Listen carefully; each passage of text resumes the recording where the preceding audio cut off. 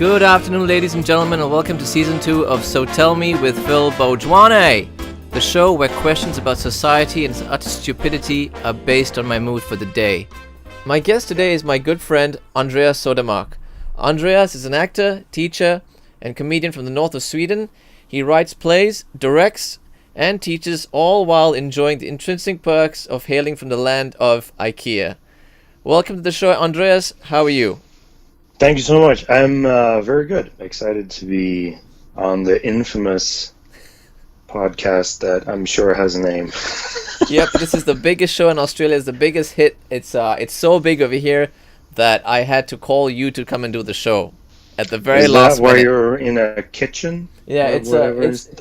It's like a... Well, there's a bowl right there. It is what would you call this place, Alex? It's a place. It's for a musician, isn't it? I mean, because my audio guy over there is actually playing at the Australian Open tomorrow. His band called Slowly Slowly is playing live at the stadium tomorrow, aren't you? Are you not? Yeah. Well, there we go. But Alex today is we're both a little bit pissed off because we had a last minute cancellation, so that's why you're on. But we much appreciate your last minute coming on the show. We really, really do. What's been happening with you, Andres? For the public that doesn't watch the show and doesn't know, you and me, we went to I.O. Chicago together, where we studied under the tutelage of our dear friend Nate Herman. Shout out to you, Nate. Just so you know, your two favorite boys from the class are doing a podcast together. And as you can see, the boys. As you can see, Andreas is still as crazy as ever. He never shows up. He's here today, though, and we much appreciate it. So what's been happening on your end, comedy-wise? What's been going on? What's been going on? We haven't talked for like 3 years. No, it's been... a couple things happened. Okay. I made some nice pancakes. Yep. And I picked some cloudberries. All right, and there's a delay with the thing again. You were talking all well and good just now. Now we're back to a delay. That's pretty messed up. Well, but nonetheless...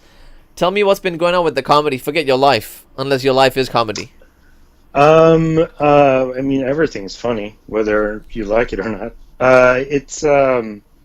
So back home, we've been starting to sort of build a comedy scene in the humongous metropolitan city that I come from, of 100,000 people. Right. So we're trying to have right now they're trying to have a bi-weekly show. Uh-huh. That's the extent of the comedy scene there. And other than that, I've just been coming back to Chicago for physical theater and improv training, and more physical theater lately, and more playing than training improv and teaching improv. And now I'm in LA because the school that I train with for physical theater has moved here. Oh, have they? And so that's the quickest rundown I can think of for the last 3 years. It just broke up. I can't see. Well, there you go. I can see you again. There was a delay earlier. You just sort of cut out the picture. Oh shit! I wonder if it's because I'm at my friend's house. Yeah. And she's watching Trump's speech, so I think her internet connection is protesting. By just disallowing bandwidth a little bit, or it's just that Trump's ego takes a lot of space in the interwebs cables, cablars. But it just it clogs it up. It's kind of like a really bad. Speaking of Trump, now I can't hear how you. Is the you can't hear me? Or you don't want to hear me? Now I can hear you. Oh, now you. Okay. I thought you. No, I don't. I definitely don't want to hear you, but now I can hear you. All right. Well, a lot of people say the same thing, and I apologize for that. But if you would like to go deaf at this very moment... I'm not surprised, and I don't believe that apology. Sorry. Well, if you'd like to go deaf at this very moment, you're more than welcome to chop your ears off. But nonetheless, speaking of Trump, I would like... how is the scene in America at the moment? How are things in LA with Trump in the White House? The inaugural was earlier this morning, and here in Australia, we only got to see it about 3 or 4 in the morning, while it was about 11 a.m. over there. How are things going on? How are things over there at the moment? Well, the main protest in Los Angeles is that the rain won't let up. So the actual forces of nature are in kind of state of panic and protest right now. That's the clearest that you can... sign and signal from LA. So it's no longer La La Land. It's back to LA now. No more Damien Chazelle, good feel sort of Well, thing to it. statistically speaking, I think today more people than ever in LA are getting tremendously high, which means that it's probably more of a La La Land in that sense. See, this is why we have him as backup on the show. He's got the deadpan sense of humor with that look, which never ever smiles. Earlier on, just for the people who don't know, he was going on with these masks on the show that you were getting on Facebook Messenger, right? You're not gonna mess about with physical theater for us at the moment, are you? Get some. Oh, there we go. Well, I wouldn't. This is digital, diffiphysical theater, which is the digital and physical worlds meshing into digiphysical or whatever the fuck I just said, which is the thing. I just that's wish what this is. I just wish that we had more a better quality at the moment. We were doing so well just now with the reception, and right now thanks to Donald Trump, everything's got fucked up again. Oh, there we go. Here we go.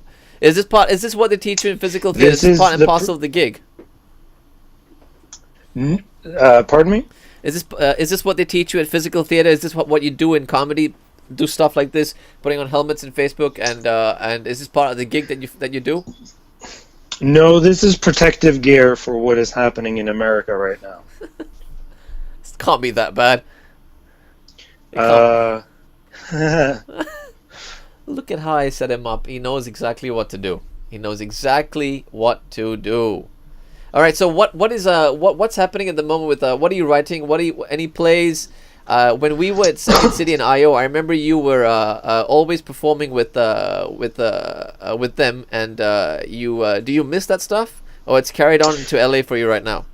I do miss it. I don't perform. I haven't done any improv here yet. I've performed a little bit of. I do some clowning. Yeah. So I've done a little bit of that a couple times. Yeah. But in terms of regular improv performing that I did in Chicago, that I don't have that here. Okay. Well, or yet. Maybe I will. I don't know. But currently I don't. Well, what draws you to the physical theater aspect? Because I know you enjoy that the most. I mean, the clowning around and there we go. Exactly. So what draws you to this? I mean, I've known you for 3 years now, and in all the time I've known you, it's always been about clowning around. So this is the perfect gig for you. What? That's so condescending. Well, what do you want to say? Oh my God. Yeah. Well, I think you know me well enough. You wouldn't expect any less, would you? I can't believe I accepted this. I have to call my agent. You have one? No. Oh, well, there we go. Then back to IKEA for you, I guess. Back to the assembly line. Back to IKEA. Go assemble some furniture for me. That's all physical. What more do you want? So dumb. Nate, if you're listening, and I doubt you are, I mean, aren't you happy that this is going on right now? This was the Cosmos working together to put me and Andreas on the same show, on my show, which has no audiences aside from Nate and Andreas together. I'll get 2 likes, and that's it. The story of my life. So, Andreas, also, geographically, we're pretty perfect right now because I am from Sweden. Yeah. And we're both as far away as possible from Sweden, just geographically speaking. It's kind of a nice, I don't know. I'm sure it means something if you try hard enough and believe in astrology. Well, speaking of that, I do believe in the cosmos, and things do sort of confluence together at some point. What about, is that your similar feeling? Or no? Words complicated. That's short. Short, yeah. Well, short and sweet. Just exactly the kind of guest I'm looking for. He does these one-liners and he leaves me hanging. Here we go. I've got to do the questions and the answers, improvise at the last minute, and I never did any improv at Second City or IO. I always was doing the writing, and now I've got into the hosting. And guys, I'm just going to blow my own trumpet. See how I threw the word Trump in there? Wow. Oh, there we go. Boom. Rim shot. Connie McPuniston. Wow. For someone who had 5 minutes to prepare for this show, I think I'm doing a pretty good job. No, fuck it. I'm doing a damn good job. Sure. Yeah. Well, there we go. Deadpan. That's him for you. All right. So physical comedy.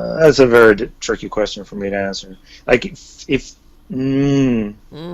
it becomes too complicated. It's a complicated question, even if it wasn't intended to be. It was. Wait. It's complicated for me. Wait till you hear the final question that's about to come up very, very soon because of the time lag that we both have. Oh, good God. Yeah, good God, good Jesus, whatever you want. Because I know that this was a last minute thing, and the audiences the 5 people who listen to the show now know that it is as well. I'm gonna. You have an audience of 5 people. 5 people. That's amazing, isn't it? Amazing. It's amazing. 5, and that includes Nate. So that's technically 4 people. Okay. So before I sign off with you, and I really, again, on a very sincere note, do appreciate you filling in last minute because we got cancelled by a guest who literally is now gonna be never on the show again because this show is I'm gonna be a big hit come April. Trust me on that, my friend. You wait and see.